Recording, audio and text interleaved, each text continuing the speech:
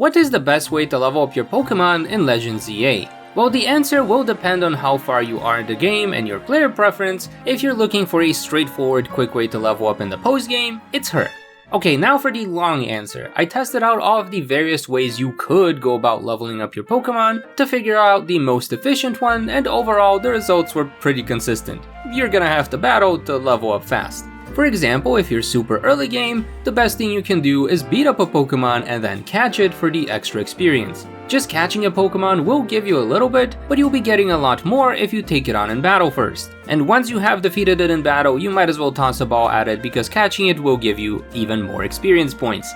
Of course, some Pokemon will simply run away, but the ones that don't can give you a little bit of an extra experience boost. The next best thing you can do is take on any alpha Pokemon you run into, who drop some experience candies, or a seed of mastery, or both. We'll need the seed for later, so just be sure to beat up those alphas whenever you see them. Trust me, they're not that scary. Okay, now moving on to the late and end game section, which is where I expect most of you to be, but in case you're not, spoiler warning, I'll be talking about late game stuff. There's basically 3 main methods to level up fast in order of least to most efficient. But first, a little bit of prep to save you some time. I suggest you go do quest 109, Wondrous Self-Healing Pokemon, where you battle Nurse Bien, and after winning, she'll give you the Lucky Egg held item, which you can give to a Pokemon, and they'll be getting an extra 50% experience points, making the process go a lot faster for that one specific Pokemon.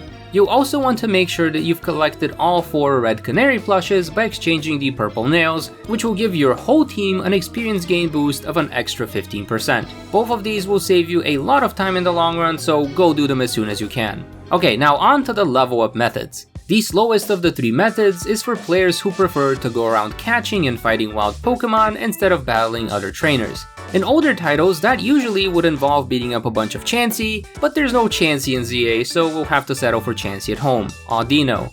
These Pokemon spawn in Wild Zone 19 and can show up day or night, so you'll just have to run around, catch anyone you see, and then refresh the zone. Unfortunately, these are of the skittish variety, so you'll not be able to battle them for the extra experience, but they're pretty easy to catch even with simple Pokeballs, so the method won't be too expensive.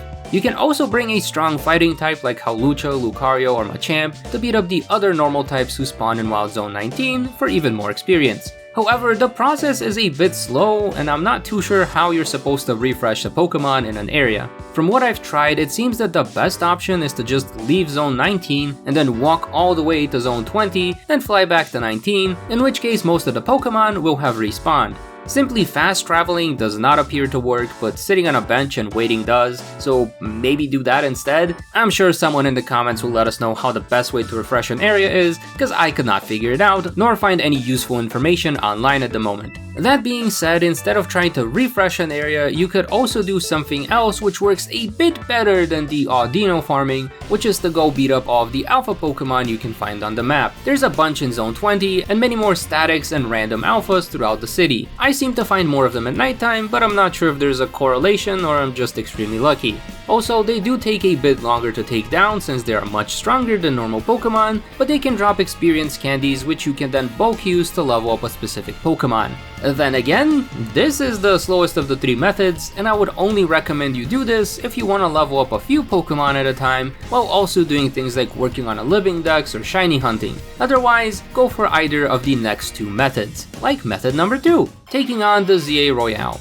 You know what this is, you just run around at nighttime and battle as many trainers as you possibly can. This works a lot faster than the Audino method since the trainers in the post-game Royale have much higher level Pokemon. This means you'll be getting much more experience points and money along the way. And since you want to get as many battles as possible, I suggest picking one of the smaller battle zones available or learning some of the routes so that you can chain trainers as quickly as possible. Apart from being faster, this method will also get you extra money, some items if you talk to the delivery guys after beating them up, and some extra experience candies from clearing an infinite Royale match, which you should go do as soon as you have enough tickets. These extra candy can help you level up a specific Pokemon just a little bit faster, or get them strong enough to take part in the battles themselves. However, the downside of this method is that you need at least 2 to 3 really strong Pokemon to carry you through all the battles. You also gotta learn some of the routes to get through as many trainers as possible without wasting too much nighttime, and it's a fairly active method, so you have to keep a close eye on the game the whole time you're grinding. But that's where the best method for getting experience comes in, Jacinthe. This go crazy, but in our case, that's a good thing, because just like Nemona, she wants to battle forever and ever. And that's exactly what we need. But first, how do you even get here? Well, in order to unlock the endless battles with Jacinthe, you'll just have to win 20 battles in the Infinite Royale and complete side quest 119, Super Tournoi de Jacinthe all, where you just battle her in a tournament full of her. After completing this side quest, you can talk to her for an infinite battle sequence where she'll use the exact same team of level 75-ish Pokemon, heals your team between each battle, and yes, you can stop at any time if you want. So the benefits of this method is that you can turn your brain off during the grind, and that you just need one Pokemon to sweep her whole team, which means you can have 5 other guys in the back getting a ton of experience points along the way, making it more efficient than the ZA Royale and its occasional experience candies because you have more free slots to level up more guys. Now you might be wondering, what is the best Pokemon to bring here? And my answer is simple: Charizard. That's because all of Jacinthe's team is weak to Steel-type Pokemon except for her Mawile, which is weak to Fire or Ground-type moves. So as long as you have a Pokemon that can use a strong Steel-type attack and either of the 2 other types, you're good to go. But for me personally, Charizard seems to work the best since it's got a good amount of attack, speed, and bulk. I personally run a physical Charizard with Fire Punch and Iron Tail, although I also have Fire Fang just in case my guy flinches. I also gave mine the Expert Belt item, which you can get from side quest 117, Josie's Training. That way it has enough power to just one-shot all of her Pokemon. Then the battles are pretty simple. I just use Iron Tail on the Carbink and then move out of the way so I'm not getting hurt by the Stealth Rocks, then Fire Punch on the Aurorus, which will bait out its Protect and then knock it out with Iron Tail. Then I one-shot the Mawile with Fire Punch and sweep both Gardevoir and Sylveon with an Iron Tail. Sometimes the Sylveon will hit me with an attack or debuff, but it doesn't matter that much, because all that's left is the Mega Clefable, and no, you don't want to Mega Evolve here, it wastes way too much time.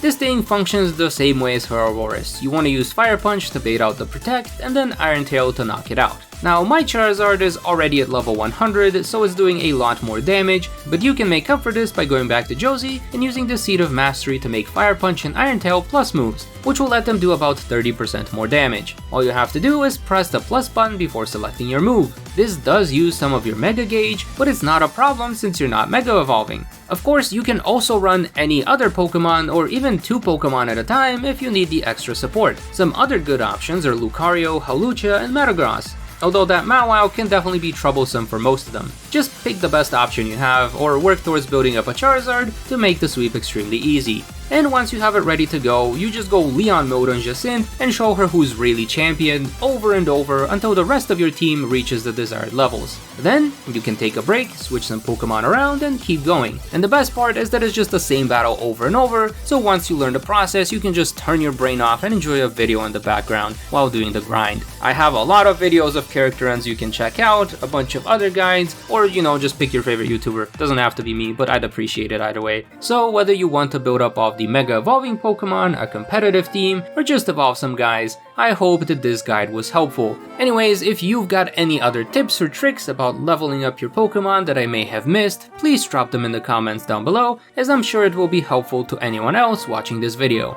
Either way, thank you for watching, I hope you enjoyed, and I'll see you in the next one. Bye!